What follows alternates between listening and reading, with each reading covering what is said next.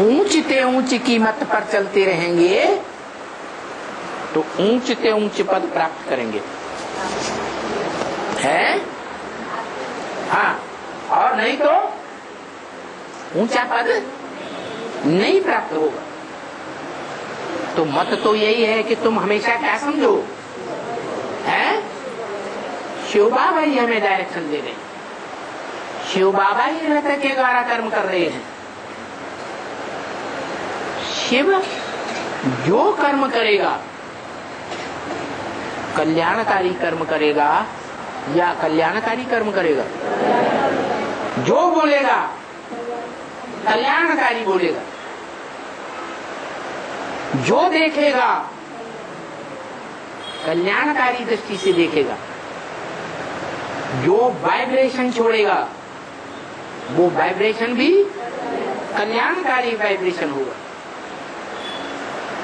कोई भी कार्य में, कोई भी कर्मेंद्रिय के किसी भी प्रकार के कार्य में अकल्याण हो ही नहीं सकता। ऐसा भाव प्रबल होना चाहिए।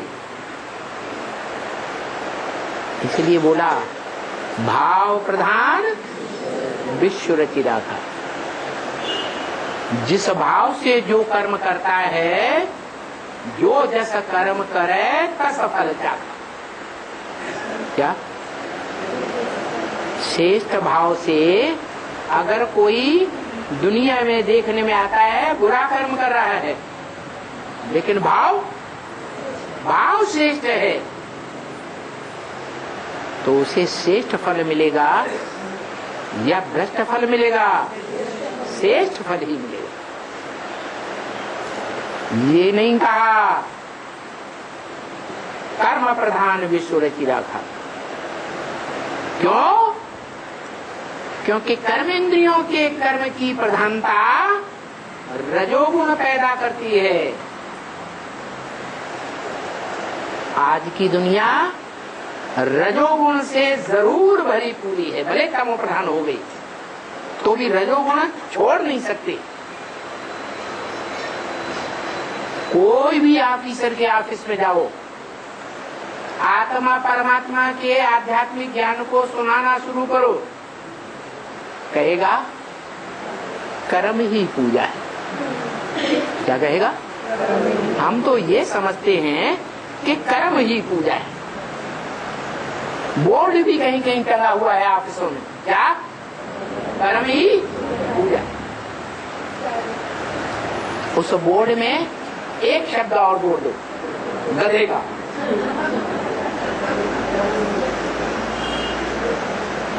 क्योंकि गधे कर्म करनी नहीं करता, गधा कर्म नहीं करता, करता है ना? है सच्चाई से कर्म करता है? नहीं करता, करता है।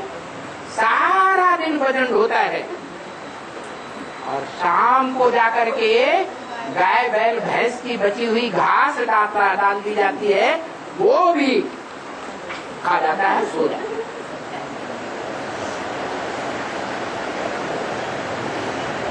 उसका कर्म पूजा करने योग्य नहीं है, हा? वो कर्म प्रधान नहीं है। क्या है या नहीं है? तो उन्हें क्रोध आ जाएगा, क्या हमको कोई गधे के लिस्ट में डाल दिया? अरे तुम जिसके नीचे काम कर रहे हो, जिसके नीचे काम कर रहे हो वो भ्रष्ट बुद्धि है या श्रेष्ठ बुद्धि है? देवता है या देवता से भी ऊंचा कोई भगवान है? किसके अंडर में, किसके डंडे के नीचे काम कर रहे हो? हा? अरे किसके डंडे के नीचे? हा? भ्रष्ट बुद्धियों के डंडे के नीचे काम कर रहे हो या श्रेष्ठ के नीचे काम कर रहे हो? सब भ्रष्ट है। इसलिए बोला प्रजातंत्र राज्य है, बेकायदे राज्य। प्रजा के ऊपर प्रजा का राज्य मनुष्यों का बनाया हुआ राज्य है, नर के द्वारा बनाया हुआ राज्य।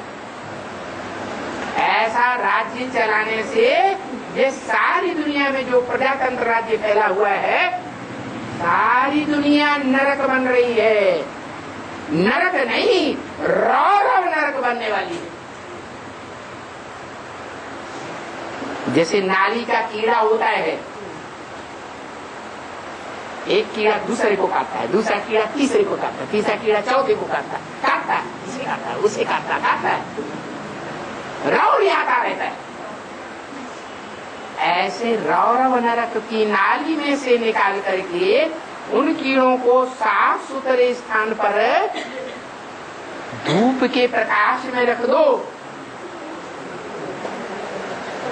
तो बिलबिला के मर जाएगा या जिंदा रहेगा, या तो रंग रंग करके नाली में चला जाएगा। कहाँ चला जाएगा? नाली में चला जाएगा। आज के दुनिया के बेसिक ब्राह्मणों और एडवांस ब्राह्मणों की भी यही गति है। आज निश्चय बुद्धि बनती है और कल क्या होता है? आज निश्चय बुद्धि की जन्म लेते हैं और कल अनिश्चय बुद्धि की मौत मरने लगती है।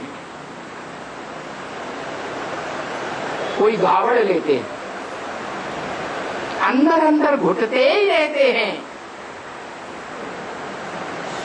बाप कहते हैं मेरे पास जो भी ज्ञान था सारा ज्ञान तुम बच्चों को दे दिया। त्रिकालदर्शिता का जो भी जरूरी ज्ञान था वो सारा तुम बच्चों को दे दिया। अब उस ज्ञान की जुगाली करके, चबा चबा के, मंथन करके रस बना के खाएंगे तो तुम्हारा खून ज्यादा बनेगा, शुद्ध खून बनेगा। शुद्ध संकल्पों का खून अच्छे कर्म कराएगा। लेकिन नहीं, बोल दिया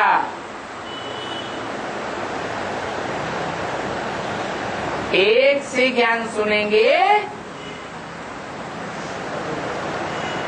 तो आप व्यभिचारी बनेंगे। अनेकों से ज्ञान सुनते रहेंगे, ये मिट मिला। हाँ, क्या बात है? ऐसे हाँ, हम भी ऐसे ही सोचते थे, लेकिन हम कोई से कह नहीं पाते थे। बिल्कुल ठीक कहा। रज रज के आप दूसरों से बातें करेंगे, बड़ी खुशी में नाचेंगे। हमको असलियत मिल गई, सच्चाई मिल गई। तो बताया एक से ज्ञान सुनना चाहिए। अनेकों से ज्ञान सुना तो व्यभिचारी ज्ञान हो जाएगा, यहाँ फाउंडेशन पड़ जाएगा। व्यभिचारी ज्ञान यहाँ संगम युग में जो सुनेंगे, शूटिंग पीरियड में, वो द्वापर युग से द्वैतवादी दूसरे धर्मों में कन्वर्ट हो जाएंगे। दूसरे धर्म पिताओं और उनके फॉलोअर से ज्ञान सुन करके कन्वर्ट होते हैं।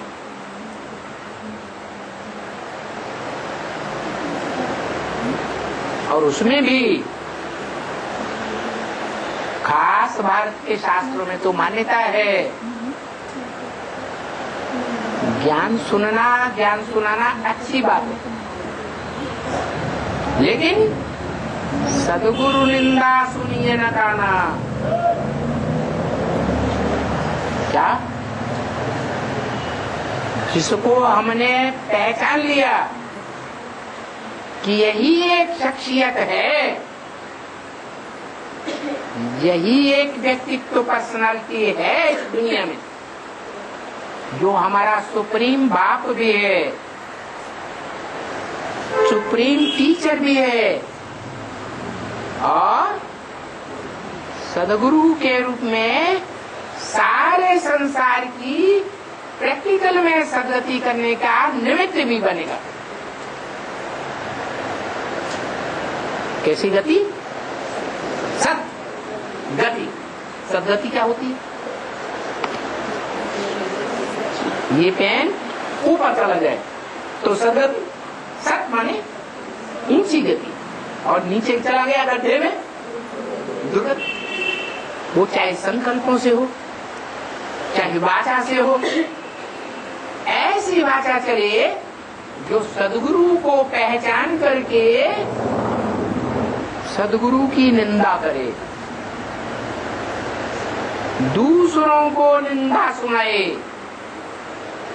और उनकी भी दुर्गति करे। क्यों?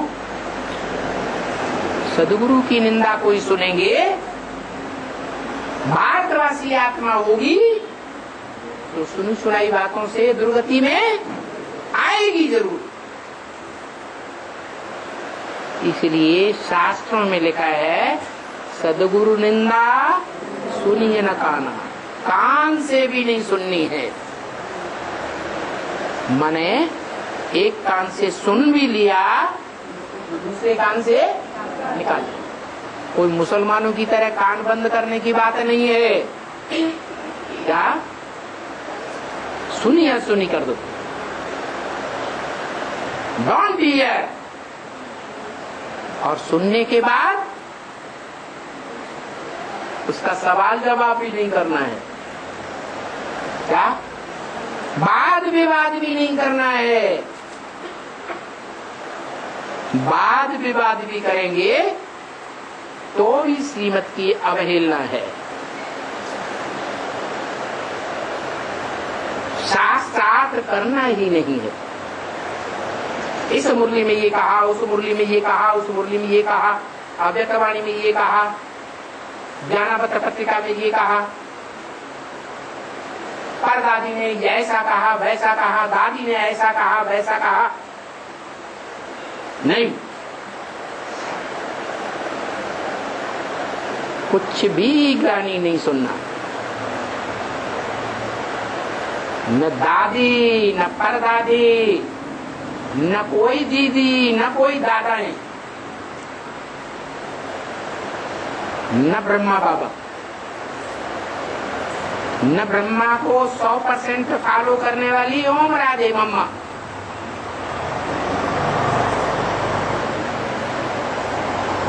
और उन मम्मा बाबा को पढ़ाई पढ़ने वाले, पढ़ाई पढ़ाने वाली 2 माताएं यज्ञ के आदि में जो थी या नहीं, वो भी सदगुरु नहीं है। सदगति करने वाली नहीं है। इस दुनिया में सब दुर्गति करने वाले। एक सदगुरु है, उस सदगुरु को हमने पहचाना है, जो 1 सेकंड में निसंकल्प हो सकता है।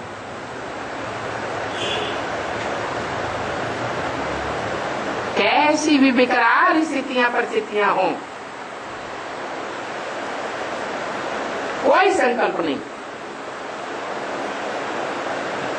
एक शिव बाबा है, दूसरा नहीं। बिंदु का मतलब ही फुल स्टॉप। ये बड़ी तीव्र गति है योगी की, निराकारी गति है। अव्यक्तवाणी में भी बोला, जो निराकारी है, निराकार की स्टेज में टिकने वाले हैं, ज्योति बिंदु फुल स्टॉप की स्टेज में टिकने वाले हैं, नो संकल्प एट ऑल, फुल स्टॉप। ऐसी आत्माएं तीव्र गति वाली होती हैं। क्या? कैसी गति होगी? तीव्र गति। पुरुषार्थ में बड़ी फास्ट जाने वाली।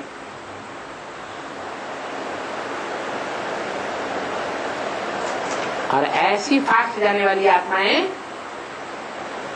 जन्म जन्मांतर में कितनी भी दुर्बुद्धि बनी रही हो, दुष्ट कर्म करने वाली हो, महापापी की लिस्ट में क्यों न हो, उन महापापियों का भी वो उसकी याद से क्या होता है, जल्दी ही उद्धार हो जाता है। जो साकार प्रेमी होते हैं वो क्षिप्रगामी आत्माएं नहीं होती हैं भले, लेकिन चरित्रवान होती है। क्या होती है? चरित्रवान होती है। चरित्रवान भारत की कन्याएं माताएं होती हैं या पुरुष होते हैं? कन्याएं माताएं होती हैं। लेकिन कन्याएं माताएं जो चरित्रवान होती हैं, आज भी देखें जो स्कूल कॉलेजों में पढ़ाई जा रही है, उस पढ़ाई में या जो ईश्वरीय पढ़ाई जा रही है, उस पढ़ाई में भी पवित्र रहने वाली कन्याएं आगे जा रही हैं, समर्पित हो रही हैं, या कुमार या अधर कुमार समर्पित हो रहे हैं? कन्याएं। तो बताया कि ये स्टेज है, सुनी सुनाई बातों पर कभी भी विश्वास नहीं करना, कोई से लेन देन ही नहीं करना। एक को भी मिटमेट बनाया क्या? जो पोता मेल बाप को नहीं देंगे, मिटमेट को रजाई के अंदर ओढ़ करके एक दूसरे घुसुर घुसुर सारी बातें बताएंगे। इसलिए बाप को बोलते हैं ब्रह्म वाक्य में, अपना पूरा का पूरा पोता मिल देने वाला कोई कोटों में एक पुरुषार्थी है, बाकी सब झूठा पुरुषार्थ वो पोता मिल देते। सच्चा पोता मिल कोई देता ही नहीं। अब बताओ ये किस लिए, ऐसा किस लिए होता है? इसलिए होता है कि अरे माताएं बैठी हैं, जानती हैं, इसलिए होता है कि बातें करने के बड़े आदी है, बातें सुनना और बातें सुनाना एकदम अभ्यास पक्का हुआ है।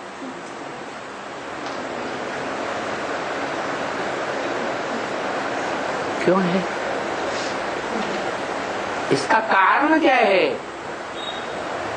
इन भारतवासियों का जो भारत मातृ देश कहा जाता है, माताओं कन्याओं का देश कहा जाता है, वो माताओं कन्याओं का देश सुनी सुनाई बातों पर इतना आसक्त कैसे होने लगा?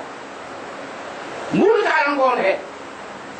पकड़ो, कौन है? जगदम्बा। जगदम्बा जगदम्बा है, उसके पीछे कोई जगत पिता नहीं। अरे माता कारण बनती है, जब माता के पीछे कारण बनने वाला कोई पिता होता है? होता है ना? जगदम्बा नहीं, जगदम्बा के पीछे भी कोई कारण है, वो एक ही कारण है दुर्गति का और एक ही कारण है सदगति का। कौन? अरे बताओ जल्दी, है कौन? है जिस एक के लिए बोला कि उस एक में से शिव को निकाल दो तो क्या बचेगा? शव बचेगा, मुर्दा बच जाएगा, मुर्दा। जैसे मुर्दे में कोई सेंस नहीं होता, पत्थर में कोई सेंस होता है? होता है? कोई सेंस नहीं। ऐसे उसमें से शिव को निकाल दिया, उस पत्थर को याद किया, सिद्ध साकार को याद किया, तो क्या रिजल्ट आएगा? मुर्दा को याद करेंगे तो किसका संग का रंग लगेगा? मुर्दे का संग का रंग। मुर्दा शरीर के लिए बोला या आत्मा के लिए बोला? शरीर के लिए बोला। और ब्रह्म वाक्य है, मुरली का महावाक्य है। क्या याद आया? है?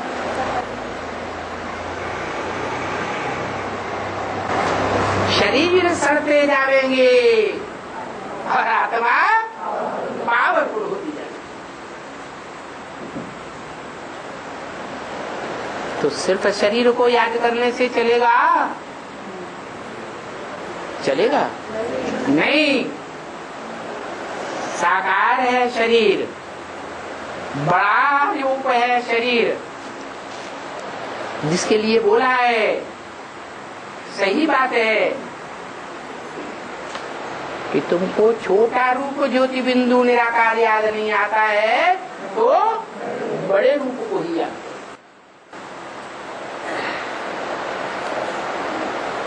लेकिन समझ के तो याद करो, बड़े रूप को समझ भी तो लो, वो क्या है?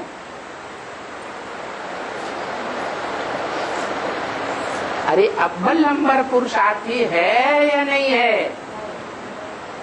अव्वल नंबर पुरुषार्थी है तो पुरुषार्थी का मतलब क्या है? अर्थ है या नहीं?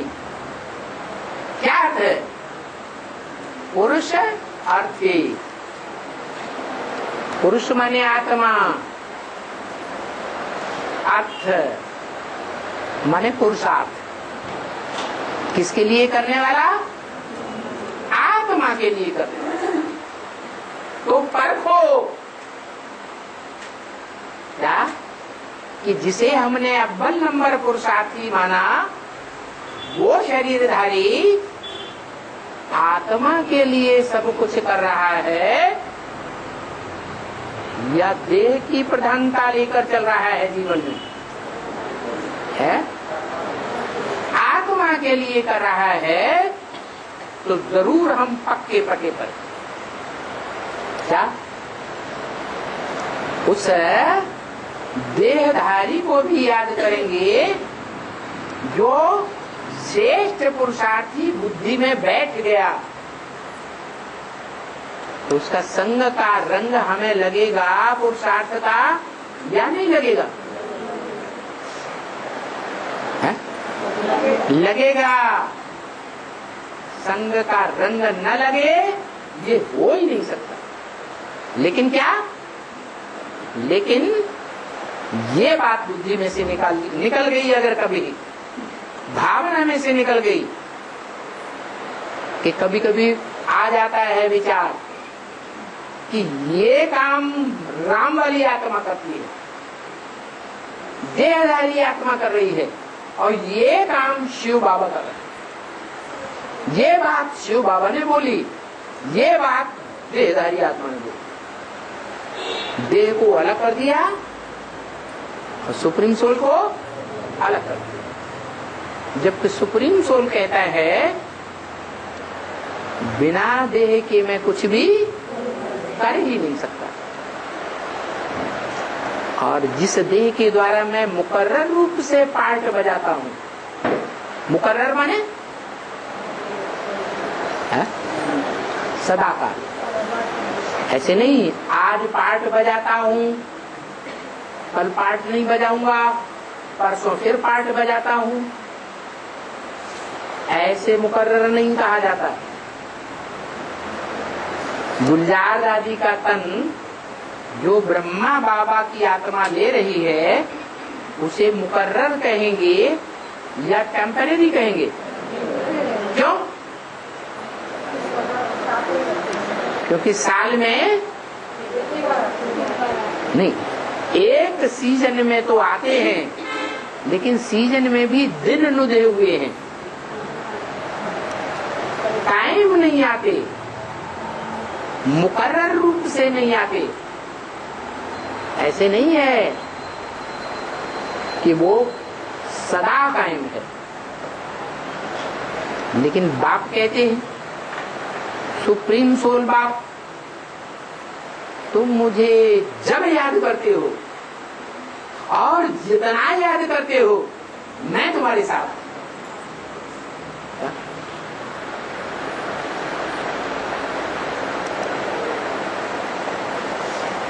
तो हम जितना याद करते हैं किसको? शिव बाबा। शिव बाबा हमारे साथ ही है, अलग नहीं है। क्या अलग कर दिया तो वियोगी याद हो गई। वि माने विपरीत, योगी माने योगी। कैसे योगी? विपरीत योगी। योग के विपरीत भोगी या योगी? भोगी।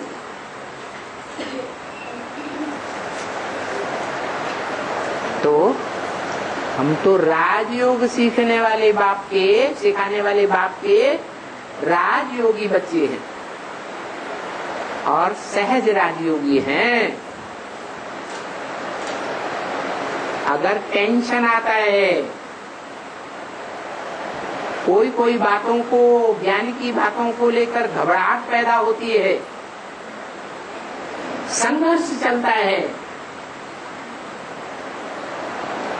तो मौजों का युग बनाए रहे हैं या घबराहट का युग बनाए रहे हैं? ये संगम युग मौजों का युग है। एक संकल्प भी निगेटिव नहीं आना चाहिए जो हमारी अवस्था को खराब करे। एक संकल्प भी थोड़े समय के लिए भी संगम युग में आया जो हमारी अवस्था खराब कर देता है, तो ब्रॉड ड्रामा में लंबे समय तक हम दुख की शूटिंग कर रहे हैं।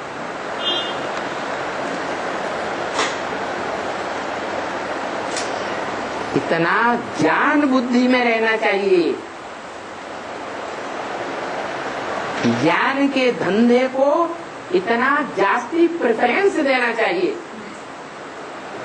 ऐसे नहीं बस दिखाने के लिए काम चलाओ, महीने में एक बार आए, संगठन में क्लास कर लिया, सारा महीना बस धंधे धोरी में व्यस्त, कर्म में व्यस्त।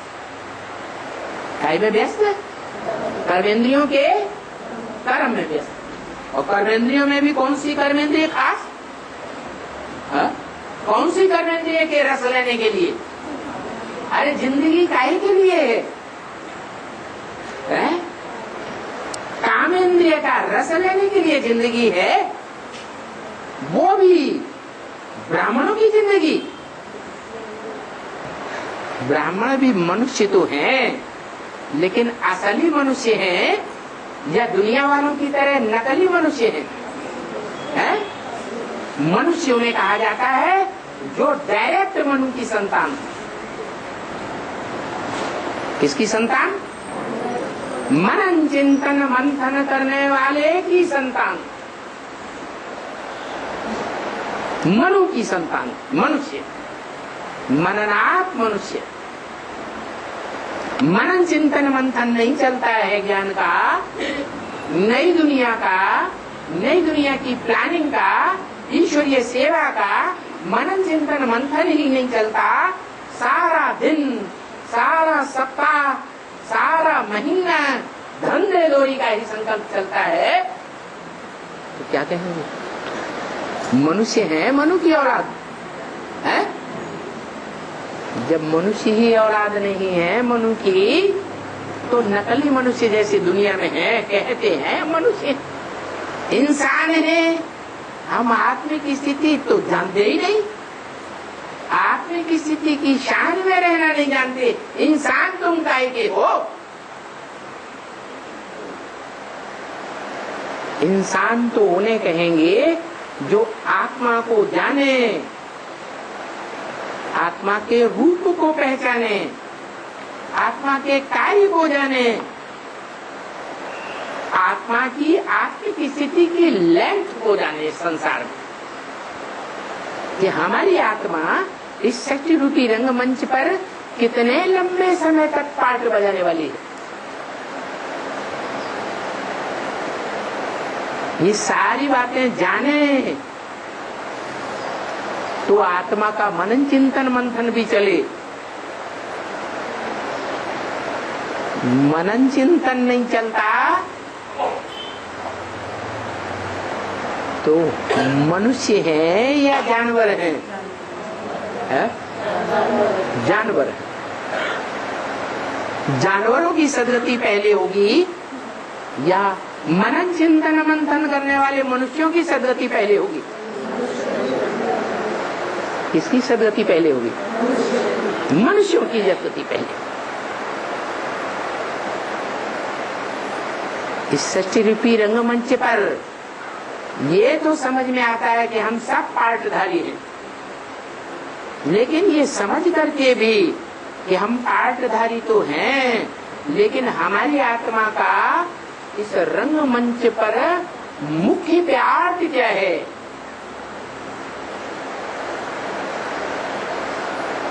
जन्म जन्मांतर हमने कौन कौन से चोले धारण करके बदल बदल करके क्या क्या पार्ट बजाए,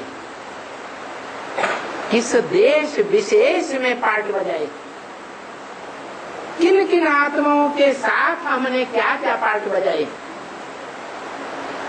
पार्टधारी आत्मा को पता ही नहीं। तो बाप कहते हैं वो पार्टधारी क्या है? बेवकूफ है। तो ब्राह्मणों को अहंकार छोड़ देना चाहिए। जो ब्राह्मण देह के धंधे में फंसे हुए हैं, देह की कामेंद्रिय का सुख लेने के लिए धंधे में फंसे हुए हैं, कामोपभोग परमा गीता में भी आया। ऐसे तामसी मनुष्यों का ये इंटेंशन है जिंदगी का, क्या इस जिंदगी में जितना काम भोग भोग लो, बस वही सब कुछ है। और ऐसे लोगों का फाउंडेशन डालना कौन से युग में होता है? तो देखना है आंखें खोल करके। ब्राह्मणों की दुनिया में ब्राह्मण बनकर के भी हम ऐसी दुनिया का फाउंडेशन डालने वाले तो नहीं बन रहे हैं जिनका लक्ष्य जीवन का काम भोग है, कामेंद्रिय का सुख भोगने के लिए सारा धंधा धोरी करते हैं जिंदगी में। ईश्वर की प्रॉपर्टी लेने का, ईश्वर जो निराकारी आत्माओं का निराकारी बाप है, उस निराकारी बाप की निराकारी संपत्ति जो दुनिया की सबसे प्रबल और सबसे मुख्य पवित्र संपत्ति है,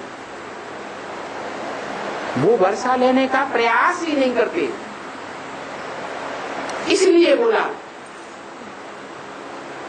इस दुनिया में सब अनराइटियस, राइट रास्ते पर कोई नहीं चलते हैं।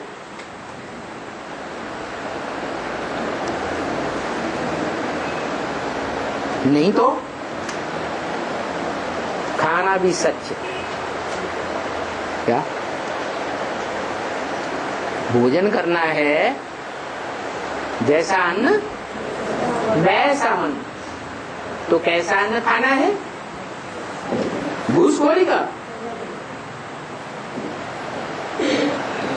रिश्वत से कमाया हुआ अन्न खाना है? ये रिश्वत का अन्न दुख दे के कमाया जाता है या सुख देकर कमाया जाता है? दुख देंगे तो क्या होगा? दुख देंगे तो दुखी होकर मरेंगे, सुख देंगे तो सुखी होकर मरेंगे। सुख देने का मतलब ये थोड़े ही कोई भिकार मांगता है तो रेडी हो जाए, हाँ चलो। भिखारी सुख हम देने के लिए तैयार है, ये सुख देना हुआ? अरे ये अल्पकाल का सुख है, लगता है कि ये सुख है, लेकिन इसके पीछे भयंकर दुख भरा हुआ है। विचारी दुनिया बनाने का दुख। और ब्राह्मणों को तो ये दुख लेना ही नहीं चाहिए।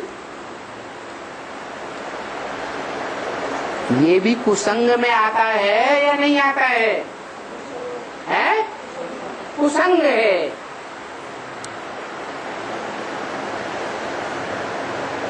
बाकी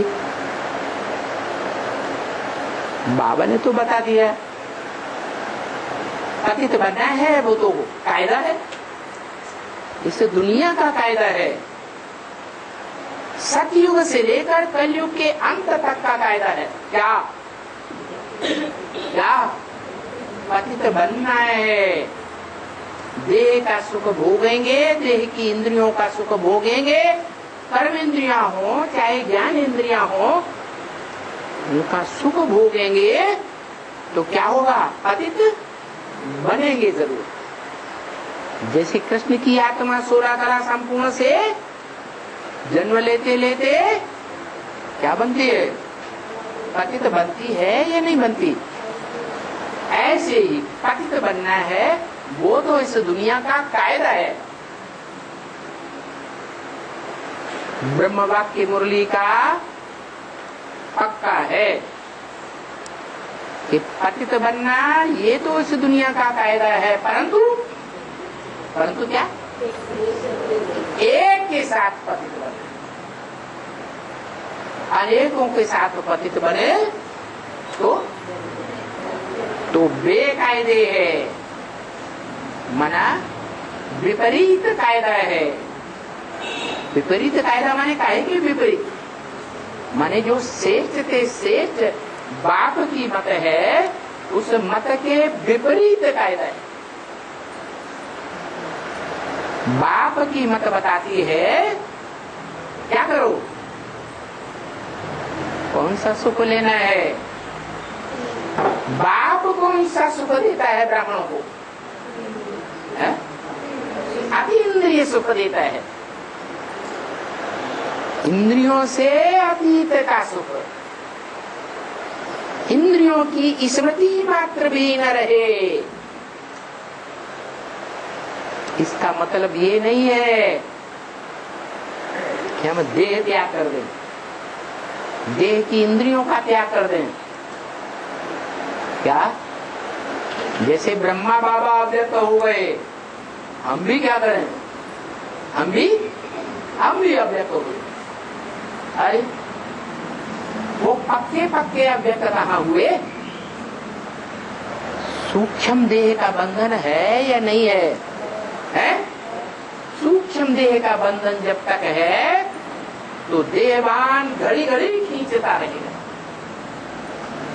और देहवान खींचेगा तो देह के जो पूर्व जन्म के संबंधी है वो घड़ी घड़ी खींच लेंगे बुद्धि योग रूपी आत्मा को। जैसे ब्रह्मा की सोल शास्त्रों में मान्यता है,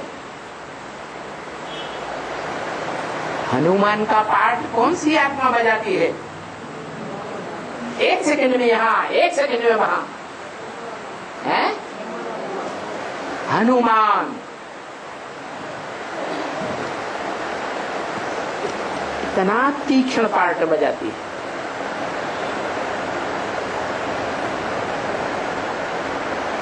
शंकर के मस्तक में प्रवेश है अधूरे चंद्रमा के रूप में।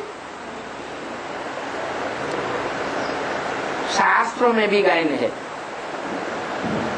जहां जहां राम कथा होती है वहां वहां एक आत्मा जरूर है इस दुनिया में जो सदा विराजमान होती है। कौन सी आत्मा? हनुमान की आत्मा।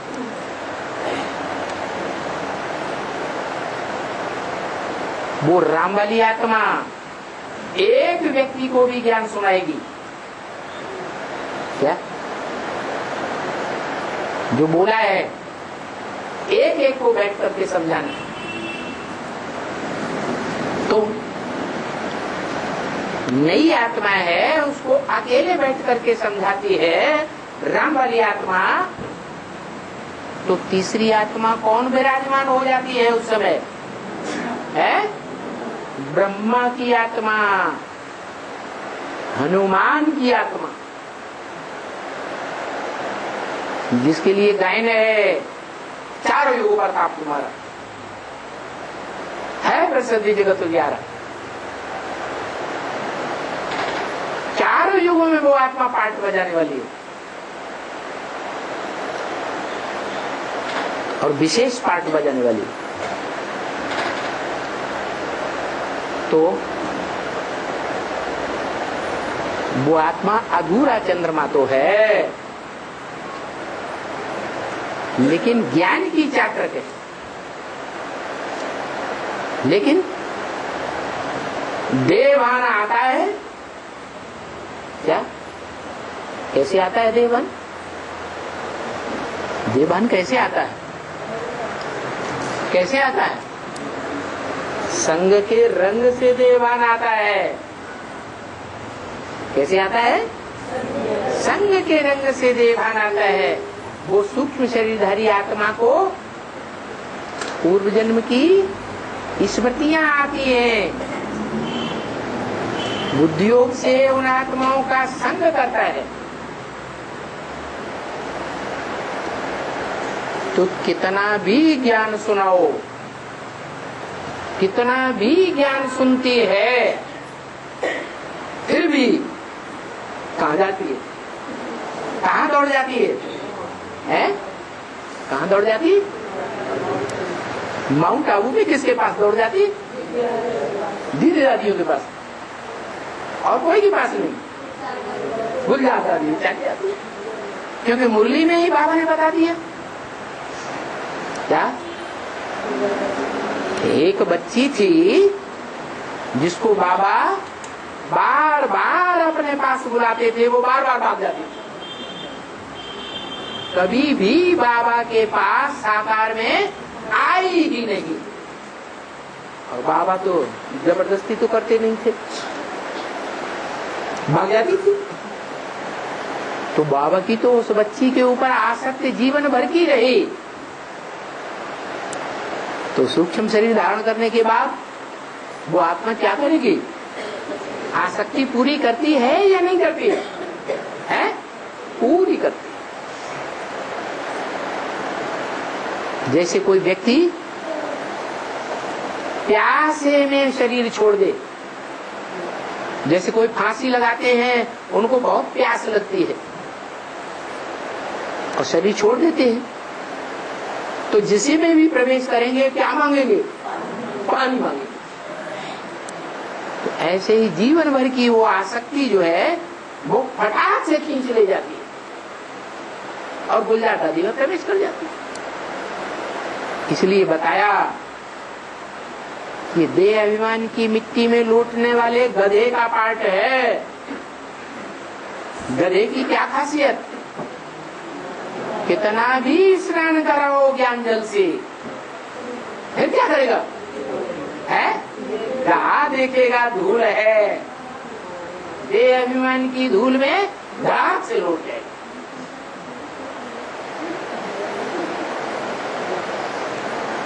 तो बताया वो अकेली आत्मा की बात नहीं है, वो अकेली है उस तरह की आत्मा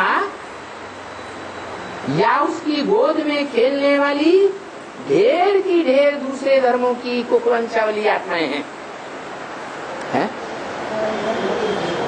इस्लाम वंशी भी उसकी गोद में खेलते हैं, बौद्धी वंशी भी खेलते हैं, क्रिश्चियन वंशी भी खेलते हैं। ये मुख्य मुख्य धर्मावलंबी और उन धर्मों के सहयोगी धर्मावलंबी धर्म पिताएं सब उस ब्रह्मा की गोद में खेलने वाले। सारी आधारभूत आत्माएं, सारी बीज रूप आत्माएं उस ब्रह्मा की गोद में खेली हैं।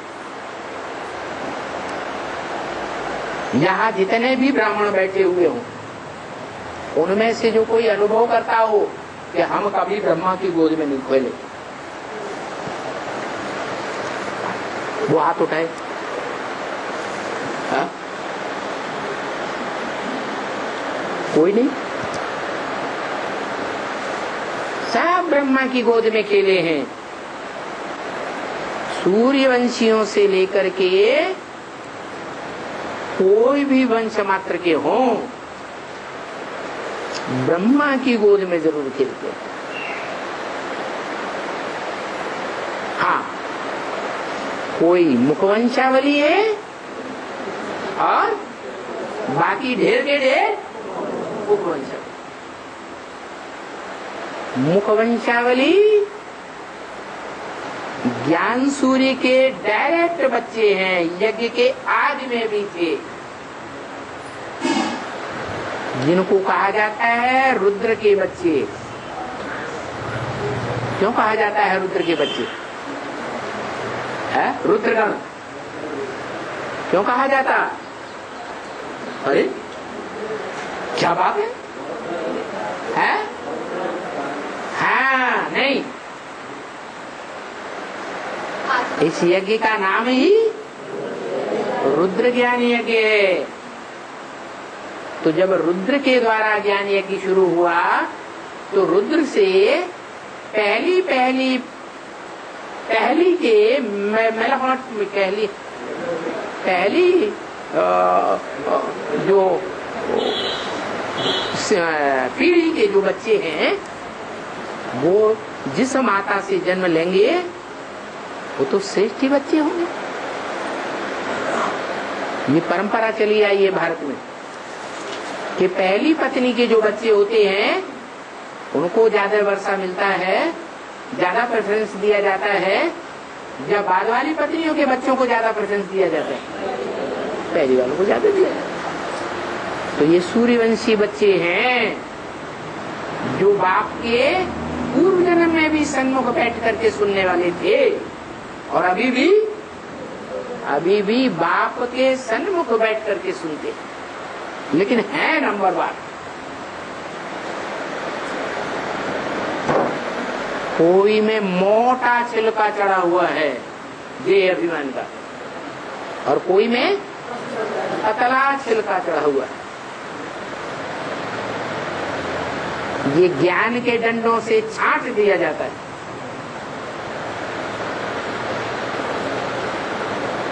देभान झड़ जाता है, अगर नहीं झड़ता है तो बाप को गुस्सा आता है। क्या? कौन से बाप को गुस्सा आता होगा? शिव बाप को गुस्सा आता है या मनुष्य सृष्टि के बाप को गुस्सा आता है? मनुष्य सृष्टि के बाप को गुस्सा आता है। क्या गुस्सा आता है? हैं? नहीं मानेंगे तो क्या करूंगा? विनाश तो बाद में कराऊंगा, लेकिन मच्छरों सदृश ले जाऊंगा। कैसे ले जाऊंगा? जैसे मच्छर में हड्डी मांस होता ही नहीं, ऐसे तुम्हारा देह अभिमान की जो मिट्टी है वो सारा देह अभिमान का मांस झड़ जाएगा। देह अहंकार का नाम निशान नहीं रहेगा। अब वो चाहे सहज सहज पुरुषार्थ से त्याग दो, खुशी खुशी त्याग दो, स्वेच्छा से त्याग दो, और चाहे तो जो विनाश होगा उस विनाश की मार में, बड़े से बड़ा विनाश कैसे होता है? भूकंप। भू माने पृथ्वी। क्या ब्राह्मणों की दुनिया में जो कन्याएं माताएं हैं, क्या वो हिल जाएंगी? क्या जब बांबू फूटते हैं तो सबसे जाती घबराहट किसको होती है? माताओं को या भाइयों को? माताओं को बहुत घबराहट। क्यों? ज्यादा मोह का लगाव परिवारजनों के साथ माताओं को होता है, कन्याओं को होता है या भाइयों को होता है? कन्या माताओं को। तो जब परमात्मा बम फूटता है, बड़े से बड़ा बम,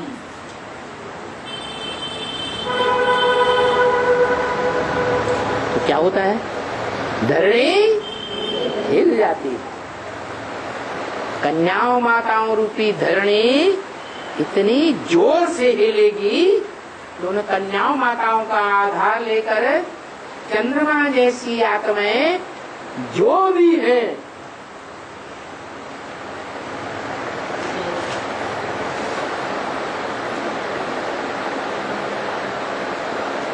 सब अनिश्चय बुद्धि।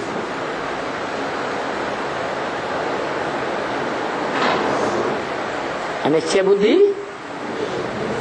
आगे, अनिश्चय बुद्धि विनश्यति।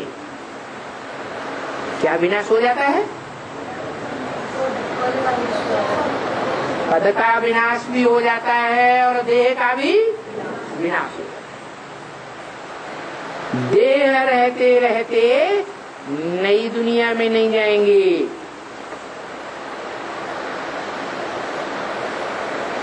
देह खलास हो जाएगी। भूकंप आएंगे, 1-2 मंजिल से लेकर के सैकड़ों मार ऊंची मंजिल के मकान धराशायी होंगे और सब तड़प तड़प के, कोई की बाह दबेगी, कोई की टांग दबेगी, कोई की गर्दन दबेगी, सब हाय हाय करके मरेगा। और तब तक मरते रहेंगे, चिल्लाते रहेंगे जब तक उनका देहबान पूरा खत्म नहीं होता। तो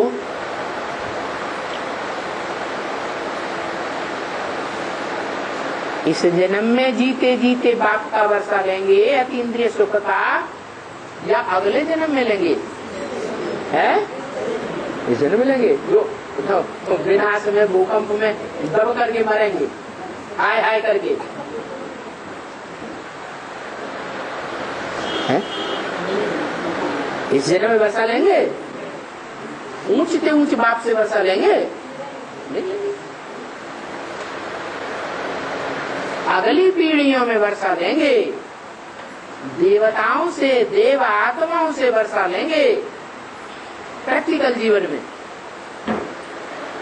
लेकिन भगवान से वर्षा नहीं। जो ऊंचते ऊंच भगवान, ऊंचते ऊंच वर्षा देने वाला है। क्या वर्षा है? क्या वर्षा है? वो तो सारी दुनिया को मिलेगी। 500-700 करोड़ मनुष्य में से कोई मनुष्य आत्मा है जिसको मुक्ति, जीवन मुक्ति का वर्षा न मिले? है? सत्य की दुनिया का वर्षा है? स्वर्णिम सत्युग का क्या वर्षा है? अंतर क्या है? सतयुग के वर्षे में और स्वर्णिम सतयुग के वर्षे में क्या अंतर है? हैं? 18 से तो 8 के लिए शुरू होगा।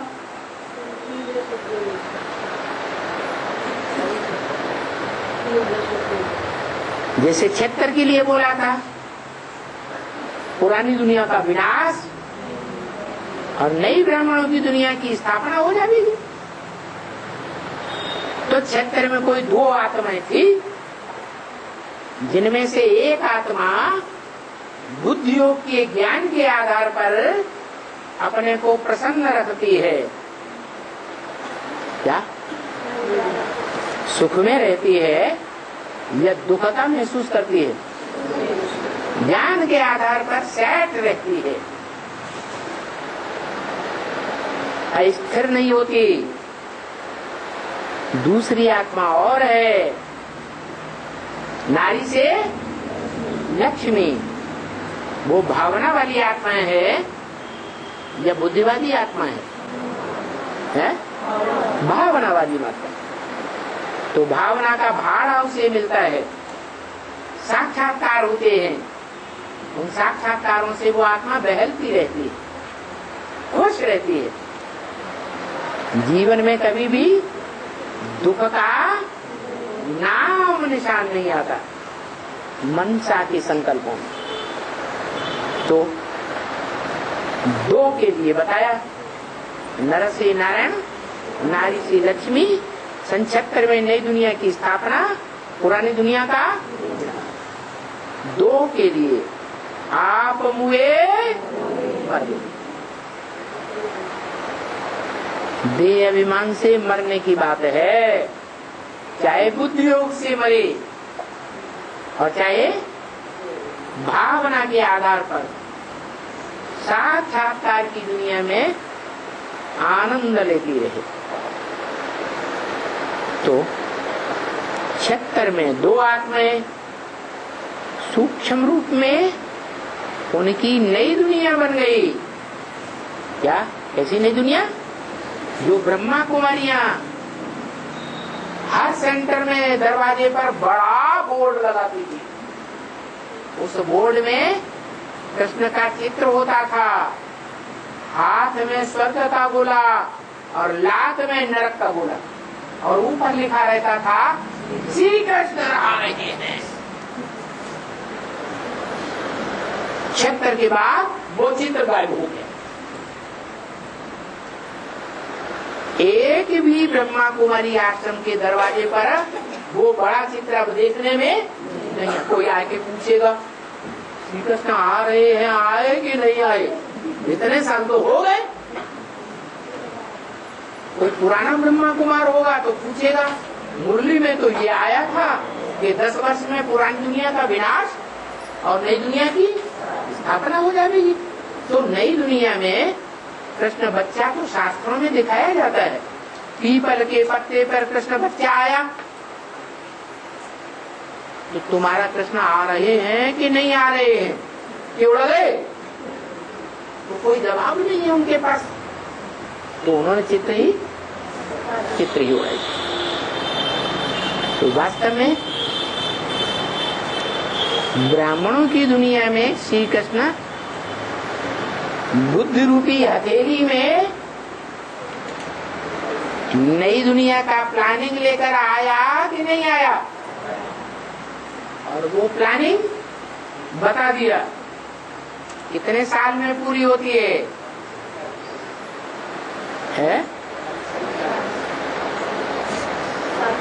40 साल।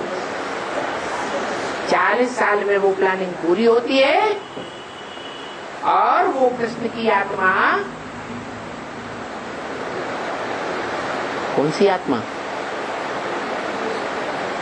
साकार रूप में कृष्ण की आत्मा या आकारी रूप धारण करने वाली कृष्ण की आत्मा है? साकारी रूपी कृष्ण की आत्मा, जिसमें वो आकारी कृष्ण भी प्रवेश, वो आत्मा ब्रह्मा कुमारी संप्रदाय के सामने बोलती है क्या? दिल्ली में राजधानी स्थापन हो रही है। क्या साहब को दिल्ली जाना पड़ेगा। बेचारी ब्रह्मा कुमारियों को समझ में नहीं आता, तो बाबा के मुंह पे हाथ रखती है, नहीं बाबा आप दिल्ली में नहीं बैठे हैं, आप तो माउंट आबू में बैठे। अरे हम तो दुनिया को बुलाते हैं, चलो माउंट आबू, हम तुम्हें स्वर्ग की स्थापना दिखाएं। क्या कौन कौन सा भवन है? कौन सा भवन? शांति धाम में दिखावे, सुखधाम दिखावे। तो बेचारी बच्चा बुद्धि आत्माएं प्रभावित हो जाती हैं, ढेर की ढेर जाती हैं, खुश होती है अल्पकाल के लिए। बच्चा बुद्धि खुश होंगे, लेकिन जो सालिम बुद्धि है वो मेहरबानियों अटारियों को सुखधाम नहीं मानेंगे। जैसे आज की दुनिया क्या है, बाहर की दुनिया में कौन सा सुखधाम बन रहा है? अरे भाई बड़ी बड़ी मल्टी स्टोरी बिल्डिंग्स बन रही है, बड़े बड़े कारखाने बन रहे हैं, बड़े बड़े जहाज उड़ रहे हैं, जहाजों में सफर कर रहे हैं। क्या समझते हैं हम कहाँ हैं? हम सुख का। उसकी दृष्टि में वो दुखधाम में है या सुखधाम में है? उसके जो असल पहलौटी के बच्चे हैं, सूर्यवंशी बच्चे, उन आत्माओं की दृष्टि में ये दुनिया सुखधाम का सुख ले रही है या दुखधाम में पड़ी हुई है? बाप तो कहते हैं आज सुखधाम का अनुभव ले रहे, समझते हम सुखधाम में हैं, कल भीषण अकाल पड़ने वाला है। क्या मेरे बच्चे भूख नहीं मरेंगे? क्या जो बाप का धंधा सो बच्चों का धंधा। बाप का धंधा क्या है? ज्ञान लेना, ज्ञान देना। तो जो बाप का धंधा वो बच्चों का धंधा है, तो मेरे बच्चे भूख नहीं मर सकते। बाकी कितने भी करोड़पति अरबपति हों, उनको रोटी का दाना भी नहीं मिलेगा, भले तरफ तरफ की मरती रहे, क्योंकि ईश्वरीय सेवाधारियों को ठुकराने वाले हैं। मानने वाले हैं या ठुकराने वाले हैं? ठुकराने वाले। तो बताया अब ऐसी दुनिया आने वाली है। क्या बोला? पर्दा उठने वाला है, तमाशा होने वाला है, कोई हंसने वाला है, कोई रोने वाला है।